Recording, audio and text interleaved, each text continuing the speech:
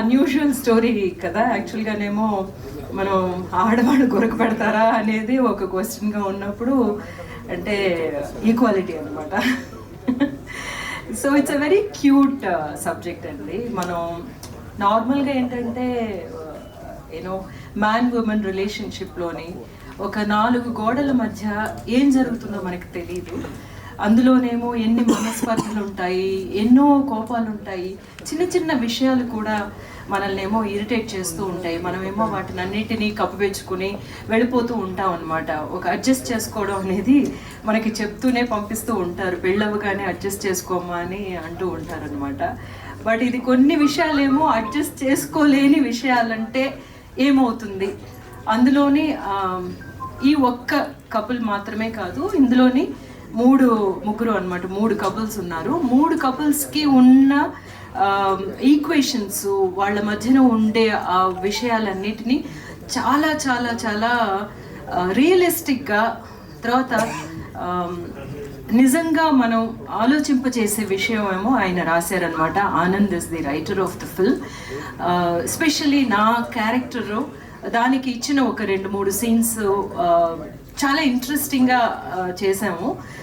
Because అన్ని మాటల్లోనే కాదు, సైలెన్సెస్లో కూడా ఇందులో చాలా విషయాలు జరుగుతాయి అన్నమాట. So that kind of very dense writing ఆనంద్ది. అండ్ ఐశ్వర్య చెప్పనే అక్కర్లేదు, she is such a talent. The whole India can be proud of such a talent anamata. The whole India is already proud of GV Prakash, and no, that's the truth. Why should I? So GV Prakash, అదే అంటున్నాను అనమాట, మీరు చిక్కుబుక్కు రైలుతో start చేసేసారు, ఇక్కడి వరకు వచ్చారు అని.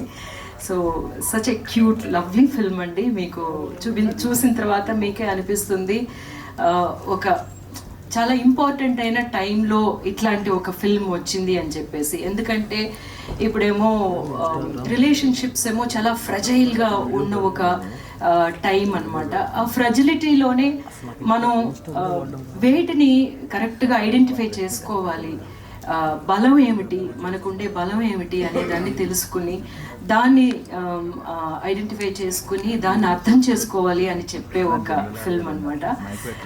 So ఈ వేసవిలోని చాలా చల్లగా ఉండే ఒక ఫిల్మ్ మీకు కంటికి అంత ఇంపుగా కనిపించుంటుంది కదా.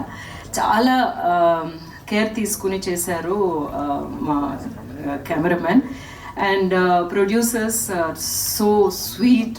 వాళ్ళు అసలు రానే లేదనమాట. ఇప్పుడే చూస్తున్నాం అభిషేక్ గారిని, ఇప్పుడే నేను కలుస్తున్నాను. అండ్ ఎంజాయ్ ద ఫిల్మ్ అండి. థ్యాంక్ యూ రోహిణి గారు, థ్యాంక్ యూ సో మచ్.